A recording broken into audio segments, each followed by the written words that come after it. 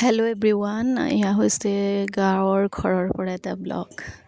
আমি গৈছিলোঁ চাপৰিত শাক পাচলি বিচাৰিবলৈকে। কেনেকৈনো গ'লোঁ, কি পালোঁ, ভিডিঅ'টো নিশ্চয় শেষলৈকে চাই থাকিব।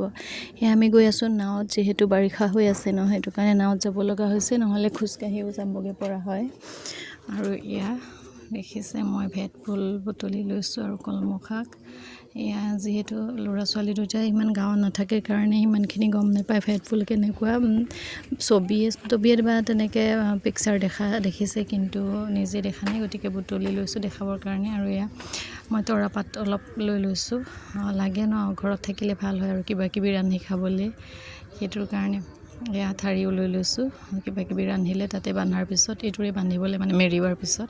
আৰু এইফালে ঢেকীয়া বুটলি লৈছোঁ, ভেদাইলতা, তাৰপিছত বিলঙনি, তেনেদৰে বুটলি ল'লোঁ। জংঘলী শাক পাচলি এয়া এনেদৰে বুটলি লৈছোঁ। চাৰিওফালে সেউজীয়া মুঠতে।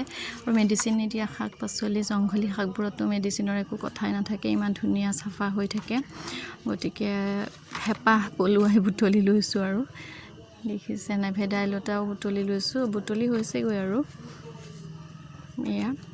আৰু চাৰিওফালটো মানে কেনেকুৱা হৈ থাকে এবাৰ দেখাম বাৰু দেই, চাই থাকিব। আৰু এয়া হৈছে ঢেকীয়া আৰু বিলঙনি আপোনালোকে খায় নে নাখায় বাৰু জনাবচোন, কোনে কোনে খায়। মই বাৰু খাওঁ, মই বুলি নহয়, আমাৰ মানুহবোৰে খায়। আৰু এয়া দেখিছেনে, কুমলীয়া পাতবোৰ ল'ব লাগে। আৰু মই বাৰু ৰেচিপি পিছত শ্বেয়াৰ কৰিম। আৰু ঢেকীয়া লগতে ল'লোঁ, কলপচলা দুডালো লৈছোঁ, মানুহজনে কাটি দিছে, যিহেতু দুইজনেই গৈছিলোঁ।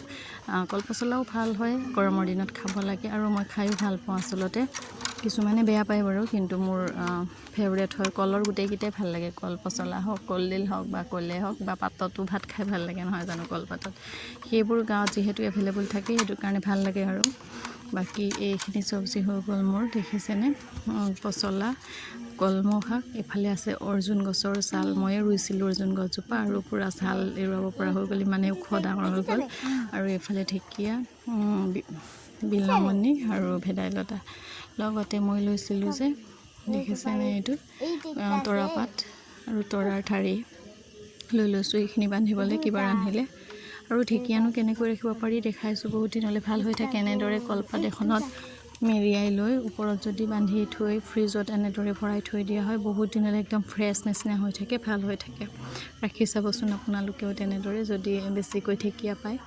আৰু মই এয়া দেখিছে, মোক চেহেৰা নাচাব, খালি চাৰাউণ্ডিংটো চাওক, কিমান সেউজীয়া হৈ থাকে, বিৰাট ভাল লাগে। আৰু এইখিনি বুটলি লৈ আমি উভতিলোঁ ঘৰলৈকে বুলি। এয়া ভয়ে ভয়ে উঠিছোঁ নাৱত। আচলতে মাজুলীৰ ছোৱালী, নাও বা পানীলে ভয়ে কৰিব নালাগে, কিন্তু আমাক সৰুৰ পৰা সেইটো সুবিধা নিদিলে কাৰণে আৰু সাঁতুৰিবও নাজানিলোঁ, আৰু পানীলে ভয় অলপ আছে। বাকী সেয়াই, উপায় নাই, তেনেদৰেই গ'লোঁ। ভাল লাগে কিন্তু দেই। আৰু বাকী এনেদৰে আমি দুয়োজনে উভতিলোঁ ঘৰলৈকে বুলি। আজিৰ ব্লগটো কেনেকুৱা পালে জনাব। আজিলৈ আহিছোঁ, বাই বাই।